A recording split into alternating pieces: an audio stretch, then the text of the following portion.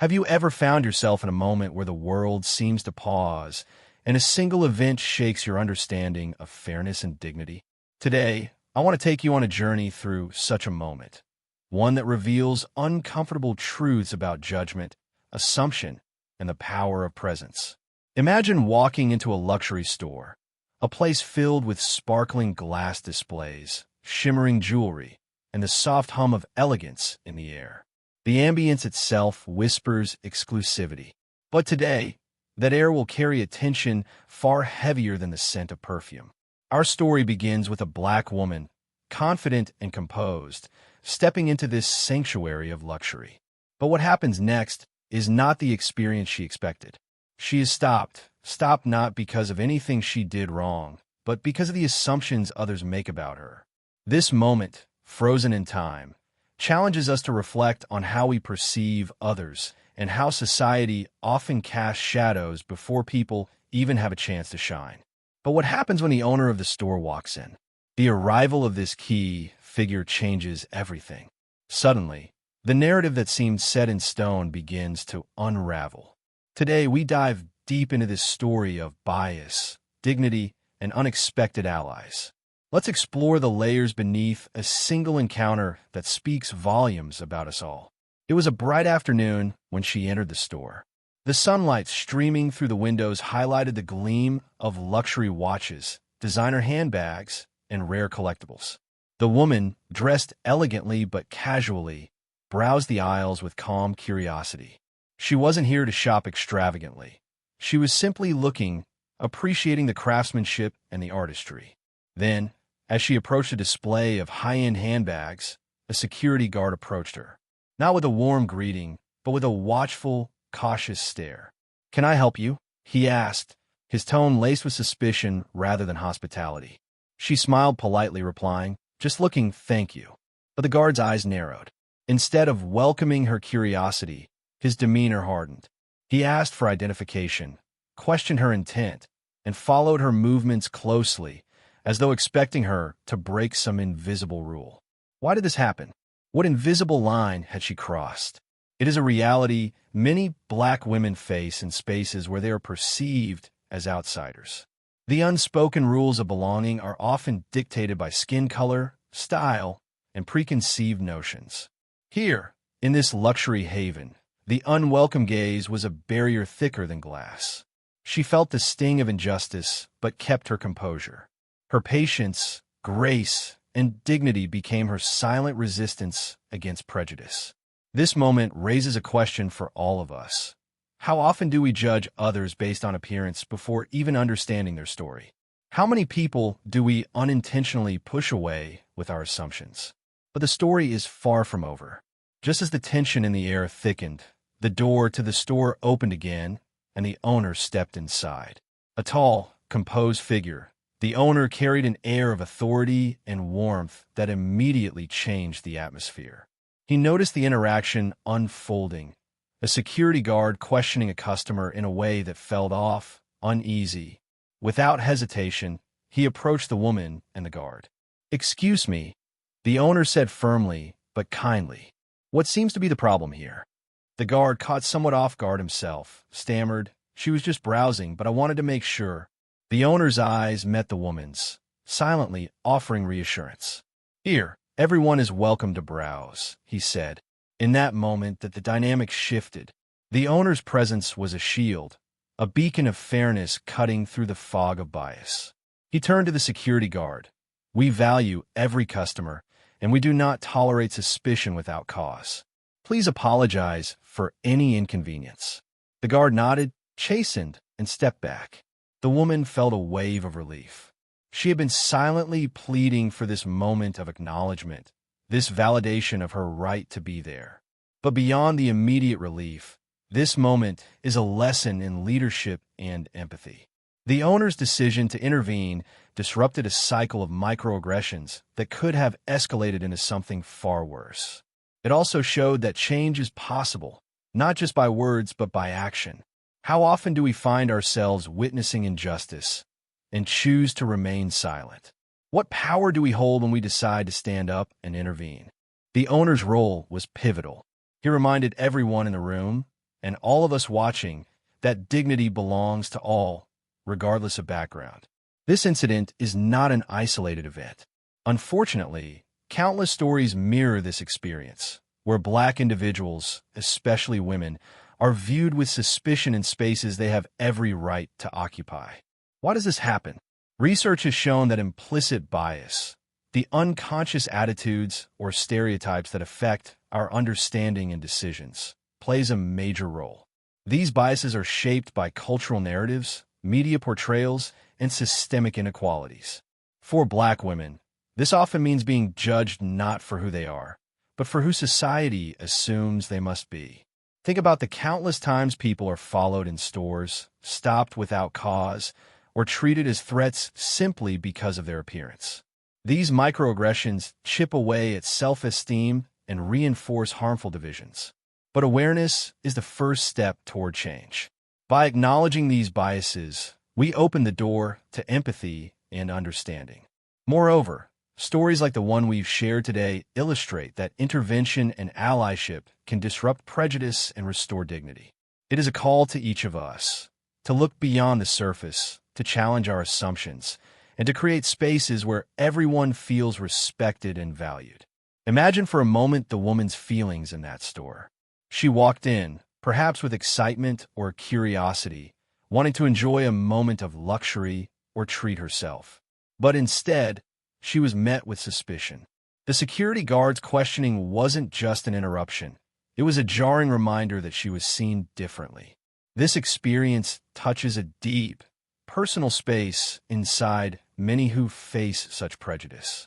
It's a moment that can shake confidence, provoke anger, or even cause one to retreat and question their place in the world. Studies in psychology have shown that repeated experiences of discrimination lead to what is called racial battle fatigue, a kind of chronic stress and emotional exhaustion. This stress doesn't just affect mental well-being. It can impact physical health too. But what happened next in this story changed the trajectory. The owner's intervention was a light in that darkness, a reminder that she was seen and respected. How do moments like this shape a person's sense of belonging? How much does it take to erase the weight of suspicion? For many, it takes repeated affirmations, kindnesses, and actions that speak louder than words. This story is not just about one woman. It's about countless individuals who face unfair treatment every day. It's about the courage it takes to walk into a space that wasn't designed for you and to claim your rightful place. And it's about the power of allies, those who step in to defend, uplift, and affirm dignity. What motivates a business owner to take such a stand? This owner's choice reflects leadership that values humanity over assumption. In interviews, he shared that he had seen this problem before. Customers being unfairly targeted based on race or appearance, creating a hostile environment not only for them, but for the business as a whole. He explained that creating an inclusive space was not just good ethics, it was good business. When customers feel welcomed and respected, they return. Trust builds. Communities grow stronger. His decision to confront the security guard was immediate because he knew that letting bias go unchecked would only harm his store's reputation and the community. This leadership example reminds us that those in power can, and must, use their influence to disrupt injustice. What lessons can we draw from this? That fairness must be enforced actively, not just preached. That being silent in the face of bias allows it to persist. That courage often means speaking up for others, even when it's uncomfortable. This story unfolds in a social context that is far from isolated. Racial profiling, especially in retail and luxury spaces, is a persistent issue across many societies. Statistics reveal that Black shoppers and other minorities are disproportionately subjected to scrutiny, suspicion, and even harassment in stores. For example, a 2019 study by the National Association for the Advancement of Colored People, NAACP, highlighted that Black consumers are more likely to be followed, stopped, or questioned while shopping compared to white consumers. These experiences contribute to what many describe as shopping while Black, a phrase that encapsulates the unfair bias faced simply for entering a store. The problem isn't just about individual actions, but about systemic patterns rooted in stereotypes and implicit biases. These biases are often unconscious but deeply ingrained, influencing how security staff, sales associates, and even customers perceive people of color. Consider this. How does it feel to know that your very presence in a store can be met with suspicion? How does that impact your sense of freedom and equality in everyday life? The story of the woman at this luxury store highlights both the problem and the potential for change. When store owners and businesses take responsibility and act decisively, it sends a message that discrimination will not be tolerated. Communities benefit from such changes as inclusive spaces foster diversity, respect, and economic opportunity. Moreover, positive stories of intervention inspire others to be vigilant and proactive against discrimination. Yet, the journey toward true equality requires more than individual moments of kindness. It calls for structural changes, training programs that address implicit bias, hiring diverse staff, clear policies against racial profiling, and accountability measures. How can businesses be part of this solution? By recognizing their role in shaping social norms and by committing to fairness at every level. After the incident, the woman shared her reflections on what happened. She spoke about the initial shock and hurt she felt when stopped. It was a reminder of experiences she had faced many times before, despite her successes and confidence. However, she also expressed gratitude for the store owner's intervention. It was a sign that not everyone condones such behavior, that some are willing to step up and challenge it. Her story is a testament to resilience, the ability to keep moving forward despite setbacks. It also calls on each of us to reflect. How do we respond when we see injustice? Do we stay silent, or do we act? This personal testimony invites us to develop empathy and to consider the impact of our actions on others. In the midst of challenging stories like this, it's important to hold on to hope, a hope that change is possible, that communities can heal, and that justice can prevail. The encounter at the luxury store, while painful, also became a catalyst for dialogue and awareness. The owner's decisive response was a beacon of accountability and kindness in a situation clouded by prejudice. What do we take away from this? First, the power of allyship. When people in positions of authority or influence choose to act justly and compassionately, they set a powerful example. It shows that fairness is not just an ideal, but a practice. Second, the importance of speaking out. The woman's courage to share her experience publicly brings light to a problem that many endure silently. When voices come together, they can drive social change. Third, the need for ongoing education. Both individuals and institutions benefit from learning about implicit bias, systemic racism, and the lived experiences of marginalized groups. Education breaks down barriers and fosters empathy.